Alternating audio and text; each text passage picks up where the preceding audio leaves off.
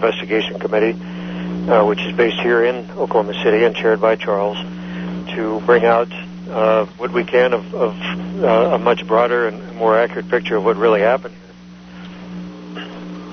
here. Charles, could you tell us a little bit about yourself, please? Well, I live in Oklahoma City, have here most of my life. I was elected to the Oklahoma House of Representatives in 1986 and served for 12 years until 1998. Of course, the bombing happened in the middle of that, and I was, like all Oklahomans and Americans, was shocked at what happened. And as I saw this terrible tragedy unfold, I, like so many other people, had a lot of questions. And I had constituents and others that were asking those questions, and had someone close to me that died in the bombing, and I eventually did my own investigation and started working with others that were family members of victims of the bombing and others that were close to the actual tragedy itself. And we began to work together to do our own investigation. And that's even a longer story. I think that's going to be the subject of what we're going to talk about a little bit tonight, at least. Exactly. And Lisa, I've not spoken to you. I've spoken to Charles online, and Chris I've talked to off mic. But can you tell us, Lisa, how you weigh in on this whole subject? Well, I just actually began working with Charles in last April, Charles and Chris Emory, and I had gone to the forum and met with them and brought back a lot of memories because 10 years ago, right after the Murrah bombing, I was hired by CNN, and kind of just not as a writer or anything, but as I kind of escorted the people around town and showed them, you know, where everything was. So that's how I kind of got involved. All right, well, I'm glad you're all joining us. For most, we're going to assume that people who are listening to this believe what they've written about, what they've read that was written about what took place 10 years ago. So let's just say that if we're talking to neophytes, exactly what is your contention about what took place on that April day in 1995? Anybody's, that's a jump ball for anybody. Oh.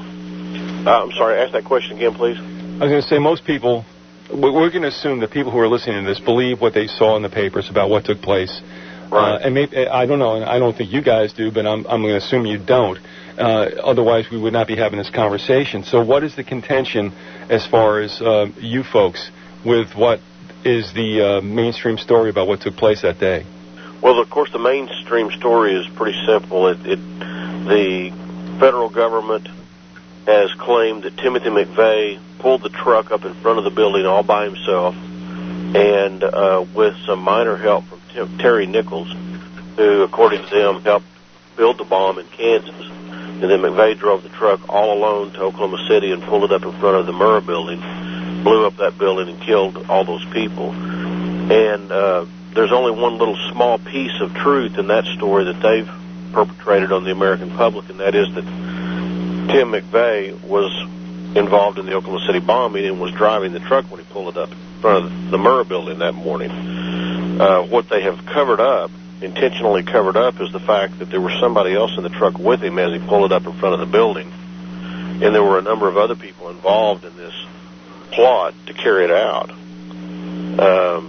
Also, that some government agencies, the ATF specifically and the FBI, probably some others, had prior knowledge that individuals were planning to carry out this bombing in the weeks and up to about a month and a half or 2 months prior to the Oklahoma City bombing, if not longer. And they failed to stop it. And it was literally and figuratively a terrible tragedy that blew up in their faces, and the results of that is many people died. And that's the motivation to a large extent of why they need to cover this up. What are you hoping to exact from the federal government in regard to seeing justice done? Are we looking at, and of course, I'm a bit jaded about this, but if another commission's opened up so many times, and this is my personal feeling, when you look at the 9/11 Commission and what it did with, you know, the events in New York City, can you guys can you guys really get a fair hearing and an airing of the facts that are not going to be done behind closed doors or in secret chambers for, of course, quote, our national security? Yeah, I understand what you're saying, and I think we a lot of Americans that are paying attention to what's going on in our country and around the world probably feel the same way, in that we wonder if we could get a fair hearing either. We've seen so much happen, and similar types of cases or various corruptions in the government. We've seen our government, our Congress, become very unresponsive to the people that elect them. That's a very good question. Can we even get anything done about this problem? I was watching the news conference that this congressman from up there in your neck of the woods, what's his name, Kurt Weldon, right, Pennsylvania, had recently, where he was just mad as he could be and upset about a lot of things related to the 9/11 case.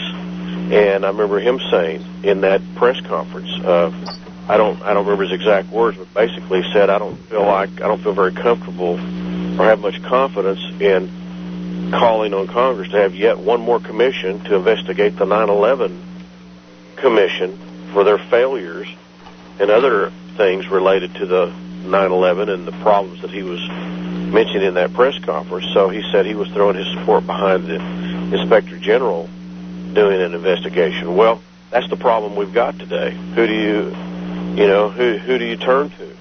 And when you're asking the government to investigate itself, that seems to be a major problem. It doesn't investigate itself. What it does is it covers up and it puts out propaganda to try to hide things and fool the American people about a lot of things, in my opinion. And that's my experience in the Oklahoma City bombing case. Well, how much faith do you have right now in our federal judiciary? They seem to be more tribunal as time goes on, and if you find yourself opposed by a somewhat recalcitrant judge, can this all go down the tubes? I mean, there's a lot of obstacles in the way trying to get to the truth, is there not? Well, yeah, let me say this, because I think, on the other hand, after what I just said a second ago, I think we still have to go through the motions. We have to go through the various, protocol and procedures and through the various areas of and levels of government to try to address these problems. I believe, to a large degree, that's why we have such big problems today, is because so many people have this, sense of apathy that it doesn't do any good to try to fix things. And,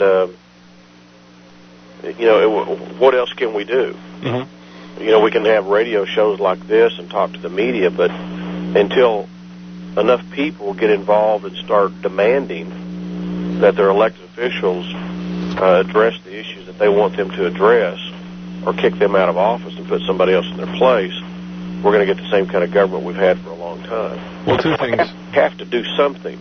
And in regards to the judiciary, there are some good judges up there. In regard to the Oklahoma City case, there's one up in Utah that's been dealing with an issue related to the Oklahoma City case on a Freedom of Information Act lawsuit, in which he's required the FBI to reveal quite a few documents, unredacted documents, have revealed recently in the last 12 months or so what we've been saying for 10 years, and that is the federal government had prior knowledge. They had extensive information about Andy Strossmeyer and a number of other people that were involved in the Oklahoma City bombing and communicating with Timothy McVeigh, and they've worked very diligently to cover that up all these years. Would this be a good time also to talk about that lawsuit? It's being brought by a lawyer whose brother was somewhat involved. Yeah, can we talk about that now? Sure. You want to start on that, Lisa, and kind of introduce that subject? Sure. Yeah, Jesse Trinidou, his brother was Kenneth Trinidou, and he was murdered at a transfer center in El Reno. The official story was that he hung himself, and Jesse sued the federal government. I believe he won a civil suit. Was it a civil suit, Charles, for $1.1 million? But then he went ahead and pursued the Freedom of Information Act papers and was constantly blocked at every turn, and finally won some kind of a judgment, and he just released like 96 pages of documents, which clearly show, what Charles was saying, that Andrew Strassmeyer was probably an informant at Elohim City, and had contact with Timothy McVeigh, and that I guess there was a Southern Poverty Law Center that stated in those papers that he was an informant for. So there's all kinds of really interesting things, and those are online. You can actually go online and read those documents now. Where can they access that, Lisa? At IntelWire. Intelfiles.com, or IntelWire.com. I'm sorry. This is a very good, informative website by J.M. Berger. He's out of Massachusetts, and he's been working on the Murrah bombing for about 10 years. He worked for NPR. Now, would you spell that out? Is that Intel with one or two L's? It's IntelWire.com. Okay. He put these on his website, and with a real good outline and explaining which ones, kind of what they are and in what order. Because if you get the raw documents, they're kind of hard to understand. You got to go through and read them very carefully, but he does a real good outline of them. Let me ask you this. How did you feel the anniversary conference, if you will, took place in Oklahoma City? How do you feel that went? I mean, did it exact any more interest from the public? And what about those who are obviously had spouses and children involved in that situation? Was there any kind of galvanization that took place because of that meeting? I went the second day. I didn't go the first day, but it went really well. I don't think there were enough people there. I wish more people could have been there, but a lot of the family members and victims were there, and I got reacquainted with some of them. So that's when I got involved with Charles and Chris Emory and started really working on this case. And the whole goal you were talking about earlier was what can we do? And originally on that date, Congressman Rohrabacher had given a speech on the House floor where he was calling for congressional hearings on the Oklahoma City bombing, which still may come to fruition. We're hoping so. Otherwise, there were a lot of family members there and victims, and I thought it went real well, good presentation. And everyone, I think, is regaining interest in the story now that Terry Nichols is coming forward with new information also. And Charles and Chris, do you want to weigh in on that conference on the anniversary, and also beyond that, what about what's going on with Terry Nichols? I have to give Chris all the credit for that conference even taking place. It wouldn't have happened without Chris Emory making it happen. So,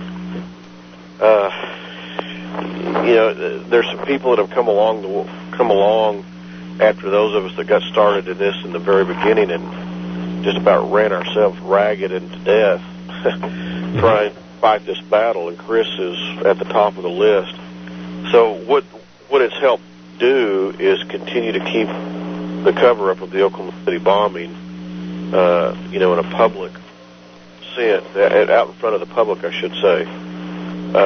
I think another thing that's happened is, and Chris has been real instrumental in doing this, along with some other people, is help bring people together that were either family members or victims or otherwise associated with the Oklahoma City bombing, maybe the people that were government investigators or rescue workers or other folks that during the first 5, 6, 7 years when it was so controversial, while there were those of us like myself and others that were very public and calling the government's hand in this cover-up, we were being attacked and ridiculed and what have you by some of the media and the public officials.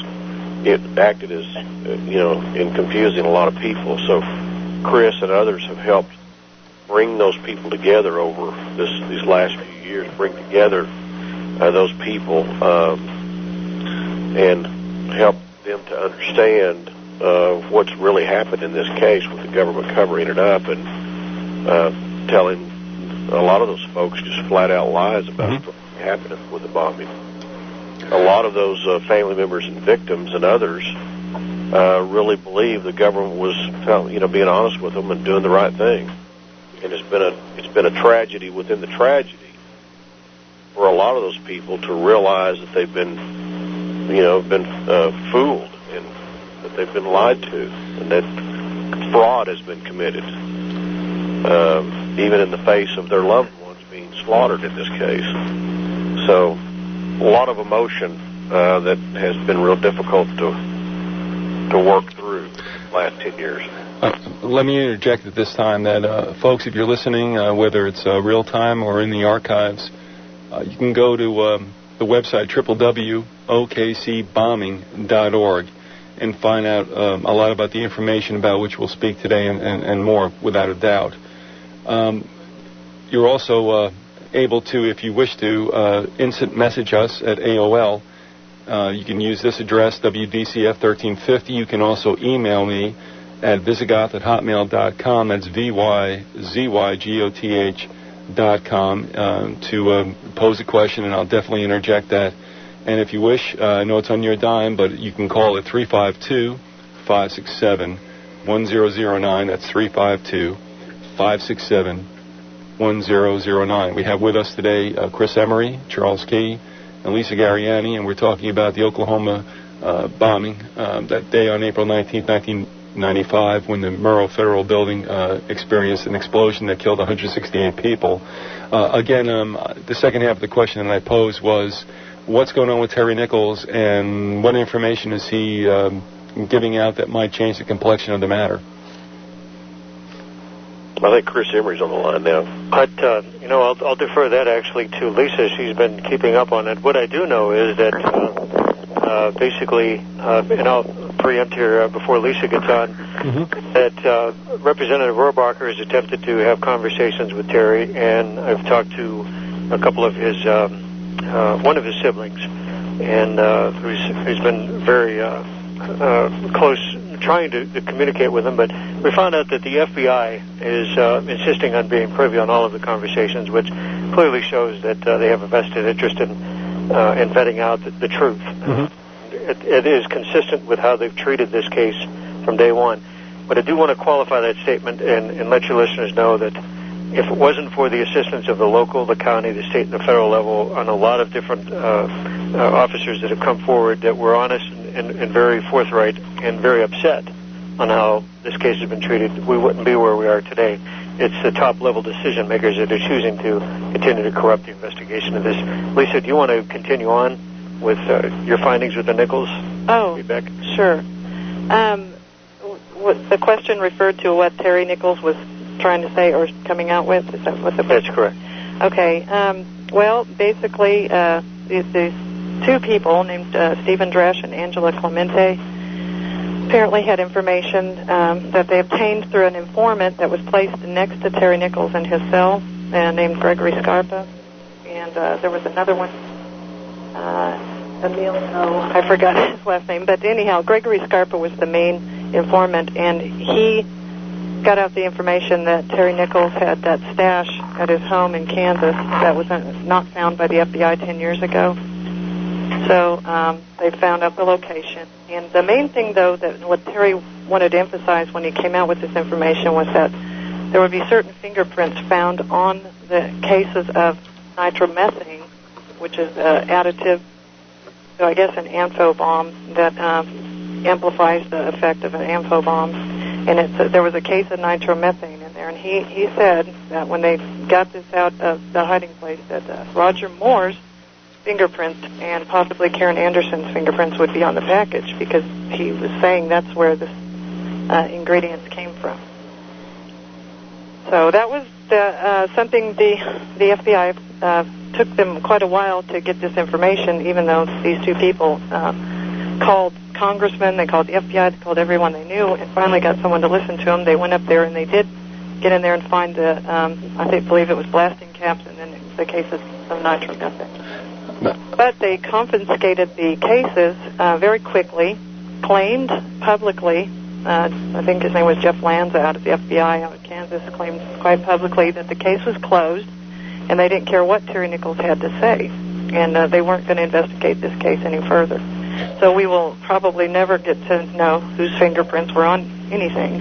As far as I know, that they're not going to come forth with that information. Well, at this point, let me ask you this. How credible do we feel Terry Nichols is at this point? Is he very helpful, or just helping himself? What does he have to lose is when I looked at all of this, I thought, he's in there for life in a pretty bad situation.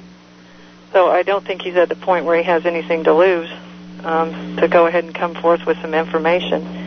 And he maybe feels like it might reduce his sentence. Who knows what goes through these, the people's mind. But then if he would go ahead and talk about, the co-conspirators now, that maybe, he might get another trial even. Who knows? To add a layer to the confusion and the malfeasance and complicity of the federal authorities, we have a special agent in charge here in the Oklahoma City office saying one thing, and then Mr. Lanza saying something completely different. So it shows that they're backpedaling. They're, meaning the FBI, and running literally to keep up with themselves, to cover their lies. And we're talking about 40 or 50 lies back, and they have lost track of how many lies they've presented so far, that it's to the point of being completely preposterous. And we're not believing anything they have to say anymore. They have no credibility. Yeah, and there's one more interesting twist to this story, that Gregory Scarpa, the informant that was placed next to Terry Nichols, was also an FBI informant placed next to Ramsey Youssef, the one that was convicted of the World Trade Center bombings. And I also, on that website I just stated, they have a link to the Scarpa in 302s FBI. They're called 302s. When they go in and type their information up. So that was another interesting twist to the story too. Was why did the FBI take this guy that was an informant and move him next to Terry Nichols? I'm sure it had something to do with the possible link to the Philippines connection. If anyone has up on this case at all, everyone knows that Terry Nichols made several trips to the Philippines, and it's been speculated that he had connections to groups in the Philippines that were terrorist organizations. We're coming up on the half hour, and so it's a good time to say that we're listening to the Grassy Knoll in AM 1350 WDCF, AM 1400 WZHR. We have with us Chris Emory, Charles Key, and Lisa Gariani from Oklahoma City, speaking about that day in April 1995. Folks, would it not be a bad time right now to ask one of you to lay out exactly what you believe happened on that day?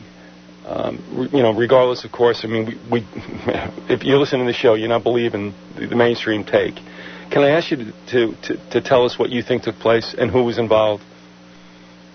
Chris, you want to go first? I'll give a quick review. I think there were at least 6 others in addition to McVeigh at the scene of the crime that morning, at least a few hours before, during, and several hours after. And some of these same individuals were cited at least 90 days in advance, and some as early as December of 94. In addition to those 6, we have peripheral information, some of it substantiated, that there were at least 6 others. So we're looking at 12 in addition to McVeigh and Nichols. This is a much larger crime. Physically, financially, and mentally, it would have been absolutely impossible for McVeigh and Nichols to carry this out by themselves. All right. Anybody want to build on that? Well, I was just going to, I'll jump in here. To be specific, some of these groups, there's like core groups in different parts of the country. There's the Arizona connection. There's people out there. Then there's the Arkansas connection, which was the Roger Moore, Karen Anderson, Elohim City, several other people tied to the Arkansas. And then there's like another concentric circle, which is really intriguing, is the Middle Eastern connection, which several investigators have really focused on trying to develop an international connection as far as who financed the project. Was it Al-Qaeda? Some have suggested it was Iraq. But As far as all that goes, what I've read, I can see a lot of circumstantial information coming out, but not any real hard evidence. The hard evidence seems to lean more towards the ARA, which was the bank robbers, the Midwest bank robbers. There seems to be more of a connection with them, and that's coming out through Jesse Trinidew that we just spoke about too. And as far as his brother resembled one of the ARA gang. In fact, the one that he resembled was Richard Lee Guthrie, who was also, once they did arrest him, he was found hung in his cell, similar to Jesse Trinidew's brother. So there might be something there. But as far as what motivating factor, I think if you want to kind of look into Timothy McVeigh's brain, you can get online and read some letters that he wrote to his sister in 1993. All right, folks, I'm going to interrupt you just for a second. We have a caller who's got a question. Caller, you're welcome to Grassy Knoll. Oh, you're killing me here. Okay. Hey, listen, my thing is, so y'all are saying that the van that was parked in front of the Oklahoma building, that one van was big enough to blow that much damage into that building. No, we're not saying that. No, not at all. In fact, well, thank God. In fact, we have evidence to show that was physically impossible to do that. And, it's been substantiated by local law enforcement as well as county, and we have professional ballistics experts from the U.S. military. That was their job, to design an ordnance to take out hard targets as large as 10 times the size of the Murrah building. And they said absolutely no way. And many of his professional colleagues that designed work for the Department of Energy and even the Manhattan Project said that it was completely ludicrous to anybody to present that story, and I expect us to believe it. Well, I believed it when I seen it, but I don't believe it now. I mean, all this time has passed and stuff, and you don't. I don't know how to put this. You only see what you believe on TV, because that's all you ever see is what's on TV. So you don't know to go any further than that ever in your whole entire life. And then, correct. Stuff starts happening. You start hearing some things. People at work think I'm a commie because I believe that stuff, And it's so funny because it's like, how can you look at the damage that's done and believe that what you see is what's really there? Right.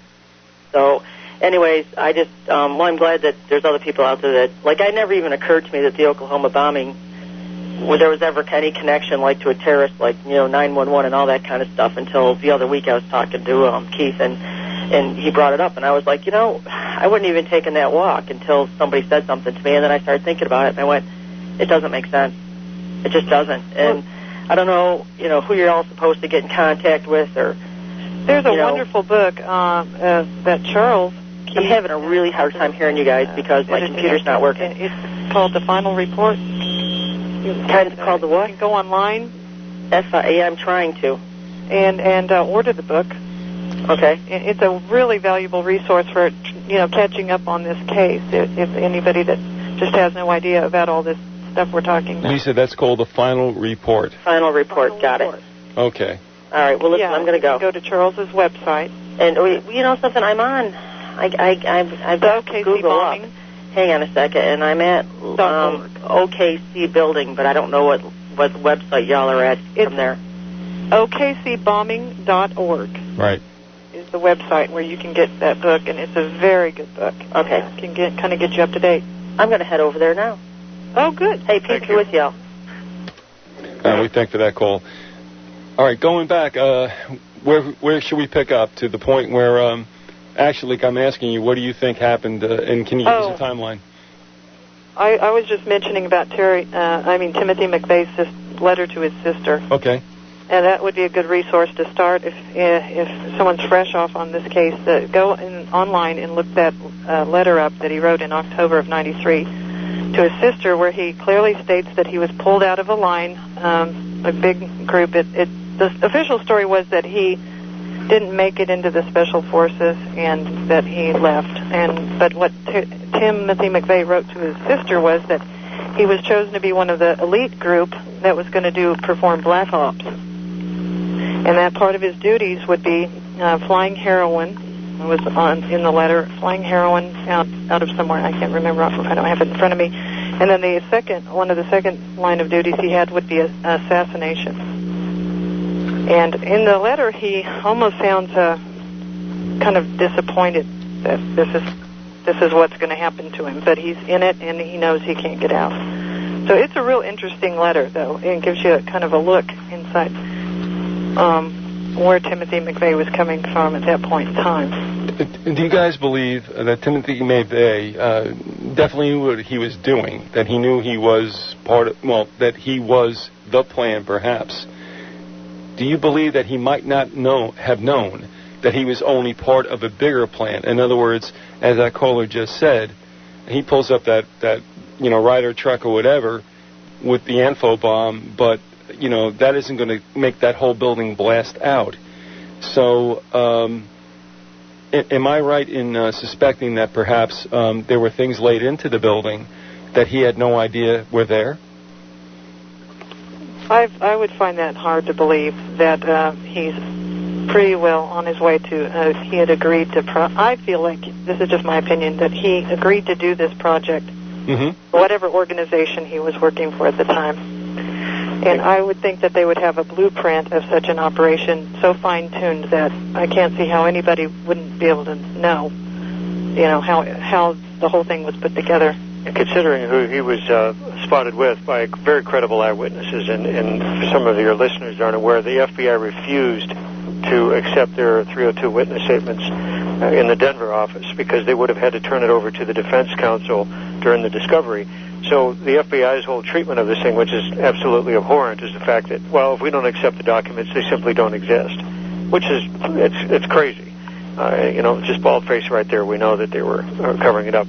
My take on it is he knew who was involved. He may have not known of everyone, but there was certainly a larger group. And with his military background, he would have had to know that it would have taken an extensive, larger amount of ordnance to take that building down and do the asymmetrical damage to the building. So he certainly wasn't remiss on that respect at all. And Jane Graham was one of the witnesses that did see some, I think it was 3 people inside the building prior to the murder bombing.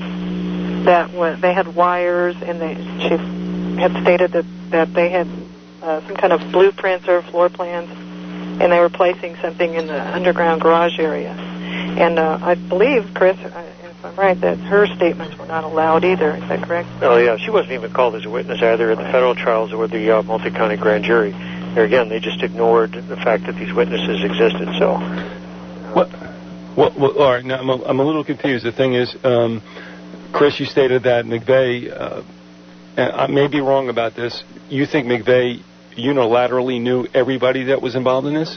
No, he probably didn't know everyone, but he knew a larger group than obviously just himself. And there were witnesses that saw him at the scene of the crime with other people. So we could place at least 6. What does that tell you? Obviously, he knew who these people were, both on the plan and the commission, and of course they were involved in the cover-up. And then we've had some sources that say that he was on methamphetamines. That obviously you're not thinking straight away on that. I'm not giving him an alibi or blaming him for what he's doing, but why would he be in such a frame of mind? I mean, it's insane to think of murdering 169 people and then just simply walking away from it all. So that's still the part of the puzzle we're trying to solve. All right, let me ask you directly, too. Now, do we have charges in the building? Yes, definitely. Who laid them? Unexploded ordnance was pulled out by Oklahoma City Police Department and Oklahoma County Bomb Squad personnel. And there were several witnesses that did see people inside the building prior to the bombings that could have been placing ordinances. Right. That were discounted. So there's eyewitness testimony. And these were not... Physical evidence is the columns on the building itself. If you look at the picture, the way the columns were misplaced, as far as where the truck was pulled up, the columns that were taken out weren't the one that wasn't directly in front of the truck is completely wiped out, where the one that's in front of where the truck would have been parked was still partially standing. So it just defies physics how that could have happened.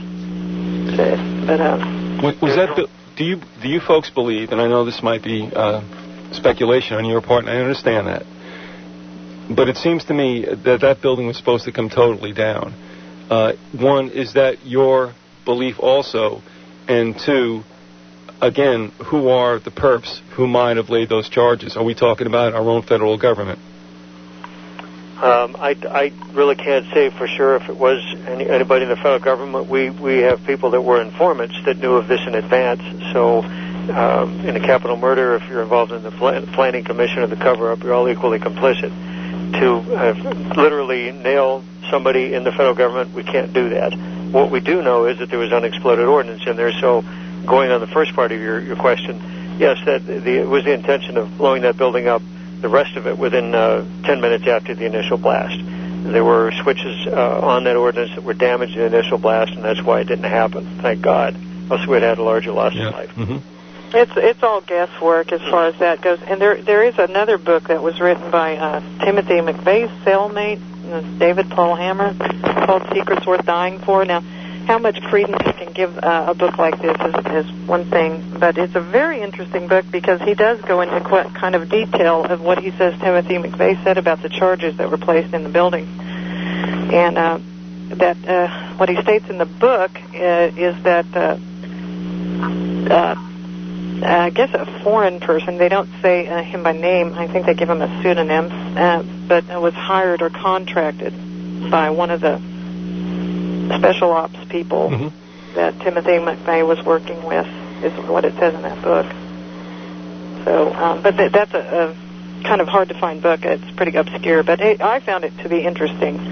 Just you got to kind of separate the truth from fiction in that book too, as well as any other book. There's been so many books on this, but I kind of saw almost a grain of truth running through that book. That I would highly recommend anyone really interested in this case should read that. And it starts around page 148, where it really starts going into detail about the whole Oklahoma City bombing and the plan and what happened. We were told in the mainstream news that was a singular explosion, was McVeigh's truck. And then what happened was, of course, is I'm sure you guys are aware, there were captured original reports, electronic media, radio and TV, that all spoke about multiple explosions. And I believe even Governor Keating came on and said that he had seen one or more devices removed from the building. That being the case, one, is it true that there were more than one explosion, and also that there was other ordnance that was taken out of the building? And if so, do you find that was shielded from the public? I can answer that directly. I have interviewed people that were at the site, that were working in the medical capacity, that witnessed multiple ordnances coming out of the building that morning.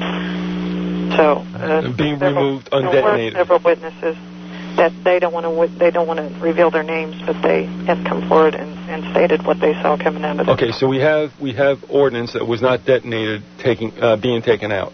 Along with the several media reports, it was all over the media. There were reported up to 3 ordinances in the building that were being removed. They did stop the evacuation at one point and made everybody get back. And I think it was about 20 minutes or so after their initial blast. May have been 40 minutes. We have people in this final report that Lisa referred to that's like 555 pages long. In our investigation that we conducted, a very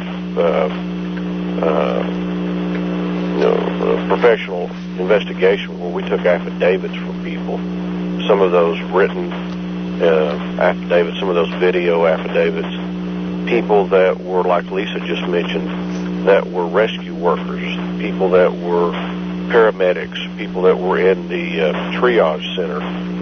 One lady that is not only someone that we interviewed and is in the final report, but also I was involved with a guy that did a short documentary in 1995 that took this lady's, a nurse, an LPN statement on video. It's the only place her video appears. She was in the triage, and there were U.S. Marshals and FBI agents in there, and while they were in there taking care of people, they were also talking about the other bomb they just took out, and they were describing it in some detail. and talking about how they were fortunate that they got it out of there, et cetera, et cetera. There's 2 other paramedics that we've interviewed, and they gave us their affidavits, have nothing to gain by giving their stories, only attacks and ridicule over time that they received, several years ago when this first happened. And they had a county, one of them, a lady named Tiffany Bible. She was a paramedic, one of the first people on the scene. Had a county deputy sheriff, and I believe it was an ATF officer, it was a federal agent of some type, pretty sure it was ATF, while everybody was pushed back at one point, like Lisa was just describing, and they were standing there talking to each other, and she was right next to them. They were talking about the device they had just taken out prior to that, that evacuation effort, and they were going into some detail describing that.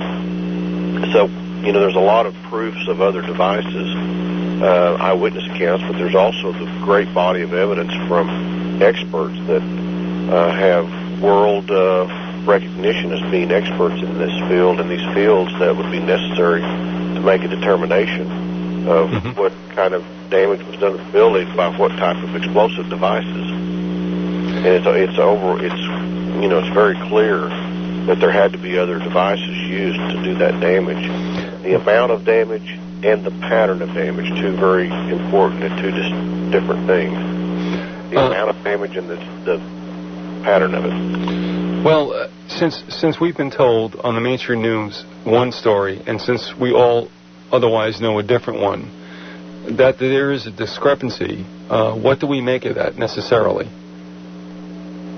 Well, here's the way I describe it anymore to make it real simple, and this is the way I've come to understand it myself, is that our government, and particularly some of the agencies, some of the main important agencies that have to do with investigation and law enforcement, intelligence, foreign policy, have actually to a large degree been taken over by some other individuals that have interest other than what those agencies and this government was originally formed and intended to do.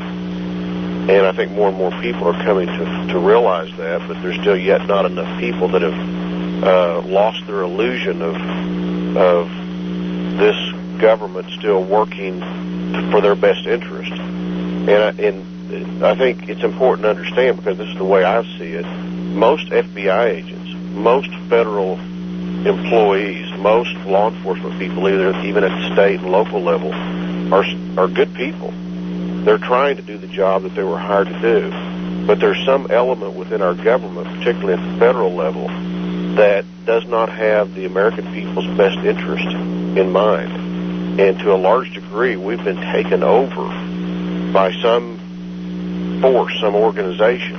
And that's why we're having so many problems that we have today. And that's why things like Oklahoma City take place. And then the cover-up occurs. And then you can't really ever seemingly do anything about it, because they have people in place and they're able to cut it off to pass. Well, it's interesting that this happened on a Democrat's watch, because 9/11 happened on a Republican's watch. And I'll tell you, the way I feel, most of the listeners for this show, is that Republican or Democrat, the whole system has gotten corrupt, bought into by the corporate global elitists, and I know that's a nefarious term and somewhat nebulous as well, but that, that it doesn't matter what necessarily what administration's in there, be it Republican or Democrat. I think we have government out of control, and these things occur, let me ask you this. Do these events occur to, one, eviscerate the Constitution, and 2, put us into a more totalitarian-like state? Well, see, we were asked this question, and I've been asked this question so many times since day one when I got publicly involved in this in 1995. And it's a no-win situation. The answer is I don't know. We don't know for certain. Now, a lot of people want to argue that point. I'm not intending to argue it. The bottom line is that the net effect of it is that it has caused things to happen like the Patriot Act, and which is, of course, many years down the road from Oklahoma City. But I think the one that was passed right after Oklahoma City was the anti-terrorism bill, if I remember the correct title of it. And it was dead in the water. It was not going to pass. And as soon as Oklahoma City happened, well, they they've rushed it through Congress very quickly. And there's been other bills in between that and now the Patriot Acts. They've got this Patriot Act 2 that they'd like to get passed now. And these bills that have just further taken away and eroded our constitutional rights and our freedoms. And, personally, I really resent even talking about it because the Supreme Court, over 200 and some odd years, has made a lot of rulings, obviously. Mm-hmm. And they've even contradicted themselves many times in 200 years. Mm-hmm. But at one point, they made a ruling in which they said any law, which is, I think this is the exact quote, it's very close, any law that is repugnant to the Constitution is no law at all. So, it's unfortunate we find ourselves today addressing laws that are repugnant to the Constitution. They're totally in violation of it, and we're acting like they're laws, like they're superior. Mm-hmm. They're not. And so we've got obviously a very, very big problem in this country. It's being taken over by lawlessness and ignorance and incompetence, a lot of things. But it's not all incompetence. A lot of it's intentional. Do you see terror as a state-sponsored situation, not only in this country, but across the world? I mean, do we have a common pattern here? And, I mean, you don't have to be experts on it, and you don't necessarily have to speak to it. But it does dawn on me after we see things in London and Spain and Bali. Do we all believe that this is really some kind of al-Qaeda network, or do we believe that this is a move made by governments who are complicit in saying, listen, we want a one-world government? I mean, I got to, get right to the bottom of it. Well, I mean, I'm very suspicious that it's al-Qaeda and those types of organizations. That is what, our government, generally speaking, wants us to believe. I suspect there's something else behind it all. And I think I'm going to jump in here. One of the things you might look at is, and what investigators look at, is trying to get to the bottom of the financing of the terrorist acts. Once you get to the perpetrators, then you try to follow the money trail, and that'll lead you in a whole lot of real interesting places. And on the J.M. Berger's website, IntelWire, he goes into great detail, which he backtracks some of what he refers to as Al-Qaeda group that might have been involved. The money goes back to the Saudi embassy, for example. So there's all kinds of, ways to look at it. Mm-hmm. But once you follow the money trail back to who's doing it, usually it's someone with a lot of money, power, prestige, and who has to gain, the most from these acts. But having said that, Lisa, now that we look at OKC, who stands to benefit by that? Would you speak to that? Well, I'm just kind of reviewing some information today, so I'm going to go ahead but what his theory is that he's backtracked some of this through the Al-Qaeda network out of Florida, New York, and different organizations into the Philippines, where it goes back all the way, like I said, to the Saudi embassy. There was meetings at the Saudi embassy, and they apparently financed these different organizations worldwide, which were rapidly recruiting people. And in fact, in 1995, this guy named Hampton L. was indicted in the United States and charged with planning ammonium nitrate bombs. He was planning bomb attacks. Mm-hmm. But what came out in the trial was that he was given a list of 3,000 of our military people that had just been in the first Iraq War, the Gulf War, and their names and addresses, and he was told to recruit them into Al-Qaeda. I don't like the term Al-Qaeda. It's just so broad, but I guess we've all come to use that. Yeah, I don't like it either. It's too, but I'm just going to use it for the sake of this one. Well, I have to ask you this last question because we're running out of time, and this is my lean, and I'll just throw it out to you. My particular concern is how much our own people were involved in this. Are we looking at because the next show I'm going to do after we part is about the FBI being involved in the '93 bombing at the WTC, and they knew it and they let it happen. So, I mean, this is a given fact even in the New York Times, and I have these articles piled up ready to go. But so, folks, I'm going to ask you this. With regard to federal agencies knowing it and letting it happen, do you want to speak to the probability of that? I would say that federal agencies are made up of individual people. So there's good ones and bad ones. And I think that, if you want to say bad ones, I don't think the bad ones totally allowed it. I mean, they weren't in control of the entire government body. But there just takes a few bad apples to, get this kind of thing through there. Or somebody at high, it had to be probably at high levels of the government. But there was some kind of complicity. Yeah. What do you mean by complicity? In other words, there was foreknowledge by some federal agencies like the BATF and the FBI. Right. That something's going to happen. Yes. They had a witness, Carol Howe, an informant inside Elohim City, in fact, that came back with numerous reports that they were planning on blowing up a federal building. Again, we're running out of time. It makes you wonder: were they trying to just catch them in the act, or were they? This was the 1993 World Trade Center. We out of time? Yeah, we're out of time, folks. Thank you very much, Chris Emory, Charles Key, Lisa Gariani, for being with us, speaking to the Oklahoma City situation as it stands to this day. Thank you so very much, and I hope you can be back again. All right, thanks, folks. Bye-bye.